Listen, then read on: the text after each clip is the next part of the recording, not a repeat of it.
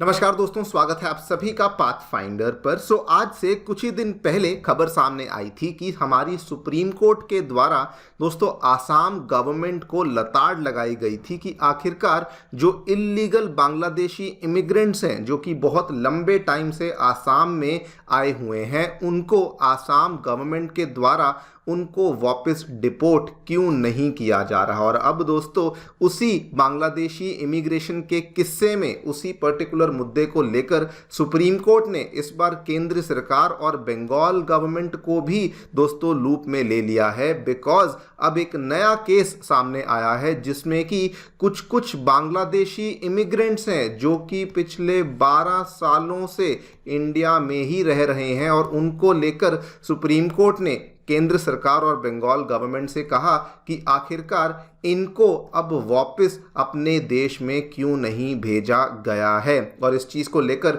जब केंद्र सरकार ने कहा कि हम लोग उनको तभी वापस भेज सकते हैं अगर बांग्लादेश की जो सरकार है वो इस चीज़ को एक्सेप्ट करे कि ये लोग वाकई में बांग्लादेशी हैं, और उसी चीज़ को लेकर दोस्तों सुप्रीम कोर्ट ने लताड़ लगाई केंद्र सरकार को और वेस्ट बंगाल की गवर्नमेंट को। सुप्रीम कोर्ट ने अपने स्टेटमेंट में कहा कि जब किसी अप्रवासी को पकड़ा जाता है, मुकदमा चलाया जाता है और दोषी ठहरा दिया जाता है, तो उसके खिलाफ अब क्या आरोप है कि आप एक अवैध अप्रवासी हैं, कि आप बिना किसी वैध पासपोर्ट या बिना किसी दस्तावेज के इस देश में रहने के हकदार नहीं हैं, और हम आपको विदेशी अधिनियम के तहत दोषी भी मानते हैं। जब आपने एक बार उसको ऑलरेडी दोषी ठहरा दिया है, उस चीज़ की चुनौती नहीं दी जाती,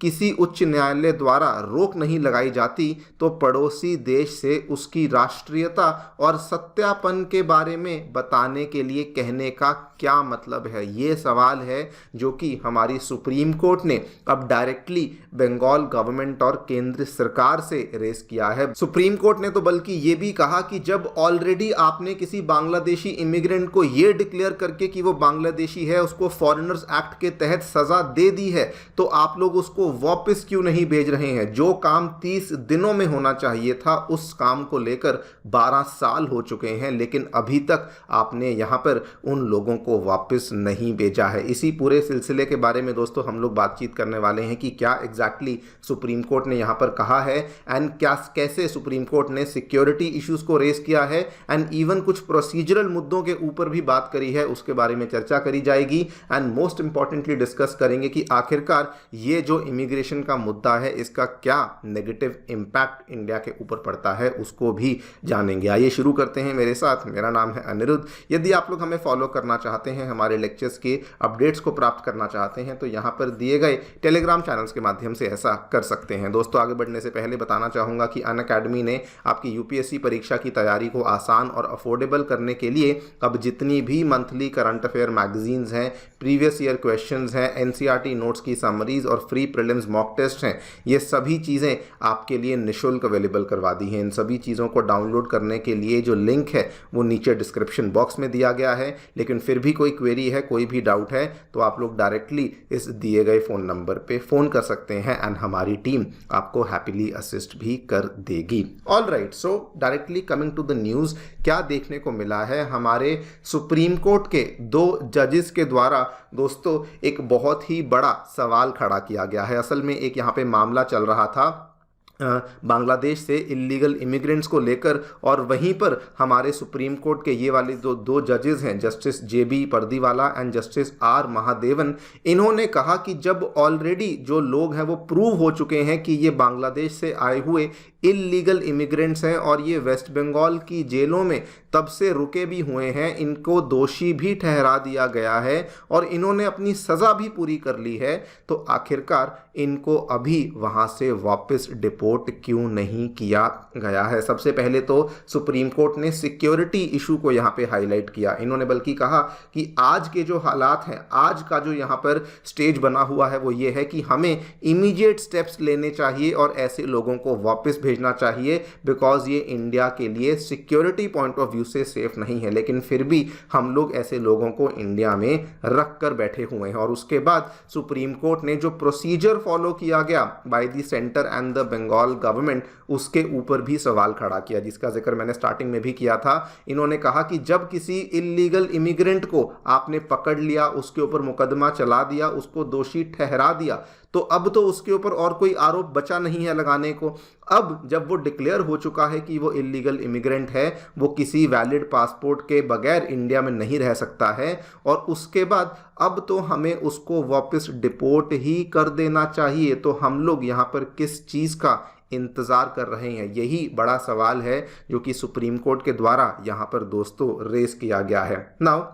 मैं आपको केस का थोड़ा सा बैकग्राउंड बता दूं कि असल में ये वाला जो केस है ये एक सुओ मोटो केस था, जिसको कि पहले कलकत्ता हाई कोर्ट ने खुद ही अपने कोर्ट में रजिस्टर किया था, लेकिन लेटर इस केस को ट्रांसफ़र कर दिया गया था टू द सुप्रीम कोर्ट इसी पर्टिकुलर इमिग्रेशन के मुद्दे को लेकर। और वहीं पर जब ये वाला मुद्दा सुप्रीम कोर्ट में पहुंचा, तो जब सुप्रीम कोर्ट ने ये वाला सवाल खड़ा किया सेंटर और वेस्ट बंगाल से, तो सेंटर और वेस्ट बंगाल गवर्नमेंट ने कहा कि ऐसे इमिग्रेंट्स को हम लोग तब तक डिपोर्ट नहीं कर सकते जब तक उनकी नेशनैलिटीज़ यहाँ पे वेरीफाई नहीं हो जाती। बंगाल गवर्नमेंट के जो काउंसिल थे उन्होंने कहा कि whether the illegal immigrants are Bangladeshis और नॉट, ये एक मैटर ऑफ वेरिफिकेशन है। अब आप खुद सोचिए, बड़ी कॉमन सेंस की बात है दोस्तों कि जब ऑलरेडी कोई इमिग्रेंट है जिसको आपने पहले ही डिक्लेयर कर दिया है कि भाई आप बांग्लादेशी इमिग्रेंट हो, आपने फॉरेनर्स एक्ट के तहत हम लोग आपके ऊपर आरोप लगाते हैं, इसीलिए या तो हम लोग आपको डिटेंशन होम में रखेंगे या हम लोग आपको किसी जेल में रखेंगे, तो ऑलरेडी आप उसको बांग्लादेशी इमिग्रेंट बोल चुके हो, अब उसने सजा भी पूरी कर दी है, तो ऑब्वियसली अब यहाँ पे टाइम आ चुका है कि उस इंसान को वापस अपने घर बांग्लादेश में ही भेजा जाए। लेकिन यहाँ पे वेस्ट बंगाल गवर्नमेंट कहती है कि नहीं, हम लोग पहले चेक करेंगे कि वो बांग्लादेशी है या नहीं, तभी उसको वापस बांग्लादेश में भेजेंगे। और इसीलिए सुप्रीम कोर्ट ने भी बिल्कुल सेम ही बात कही। उन्होंने कहा कि और वो कौन हो सकते हैं, जब आपने उनको फॉरेनर्स एक्ट के तहत दोषी ठहराया था तो तभी तो आपने ये चार्ज लगा दिया था। आपने ये चार्ज लगाया था कि आप एक बांग्लादेशी नेशनल हैं और आप गलत तरीके से भारत के अंदर घुसे हैं, इसीलिए आपने उसको दोषी ठहराया, आपने उसको सजा दी और आपने उसकी सजा को भारत ने पूरा भी करवा दिया है। तो अब आखिरकार आप किस चीज का इंतजार यहां पर कर रहे हैं। और बल्कि सुप्रीम कोर्ट ने तो यह भी कहा कि जब आप उस बांग्लादेशी इमिग्रेंट को वापस बांग्लादेश में भेजेंगे तो आपको कंफर्मेशन उसी टाइम पे बांग्लादेश की तरफ से मिलनी चाहिए, यानी कि इस चीज को प्रूव करने की जिम्मेदारी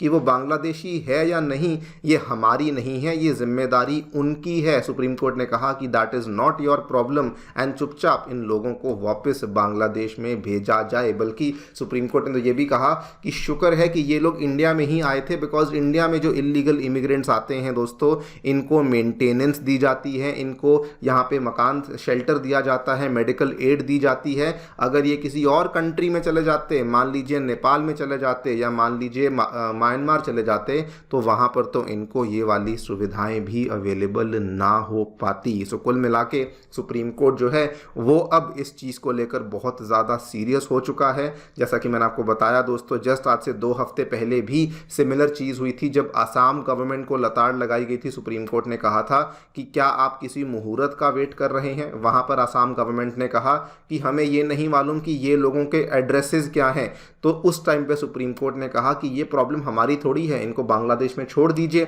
उसके बाद ये लोग अपने एड्रेस को खुद से ढूंढ लेंगे, आप इनको वापस क्यों नहीं भेज रहे हैं। सेम प्रॉब्लम जस्ट आज से 2 हफ्ते पहले आसाम गवर्नमेंट को लेकर भी सुप्रीम कोर्ट के द्वारा रेज करी गई थी। और मैं समझता हूं दोस्तों कि ये जो इलीगल इमिग्रेशन का इशू है, ये ऑब्वियसली एक एडमिनिस्ट्रेशन के लिए तो मुद्दा बन ही जाता है, लॉ एंड ऑर्डर के लिए तो प्रॉब्लम है ही, लेकिन आपको बता दूं ये जो इलीगल इमिग्रेशन का मुद्दा है दोस्तों, इसके इकोनॉमिक इम्प्लीकेशंस भी बहुत ज़्यादा देखने को मिलते हैं। पिछले साल के अंत में रिपोर्ट सामने आई थी कि बांग्लादेश से आने वाले कई सारे इमिग्रेंट्स हैं जो कि बॉर्डर के ऊपर गलत तरीके से यहाँ पर व्यापार करने की कोशिश करते हैं, स्पेशली ऐसे चीज़ों का व्यापार करने की कोशिश करते हैं जिन चीज़ों का व्यापार के ऊपर इंडियन गवर्नमेंट ने रोक लगाई हुई है। फॉर एग्जांपल, हमने कई सारे फूड ग्रेन्स के एक्सपोर्ट के ऊपर रोक लगाई हुई थी, लेकिन रिपोर्ट में बताया गया था कि बांग्लादेशी इमिग्रेंट्स के द्वारा लगभग अपने आसपास की स्टेट से, मेघालय हुआ, वेस्ट बंगाल, आसाम, त्रिपुरा हुआ, यहाँ से 2 million metric tons of food grains को बांग्लादेश में स्मगल किया था। सो ये वाली जो प्रॉब्लम है, लाइक आई टोल्ड यू, इसके जो इम्प्लीकेशंस हैं ये केवल और केवल लॉ एंड ऑर्डर के लिए नहीं, बल्कि इसके दोस्तों हमें इकोनॉमिक इम्प्लीकेशंस भी देखने को मिलते हैं। और सुप्रीम कोर्ट जो यहाँ पे कर रही है, I think it's a very very ambitious step और बहुत ही ज़्यादा एक बढ़िया इनिशिएटिव है जो कि लिया गया है। बाकी आप लोग जो भी सोचते हैं हमें डेफिनेटली बताएं कॉमेंट सेक्शन में। Thank you so much for listening, stay tuned and stay safe.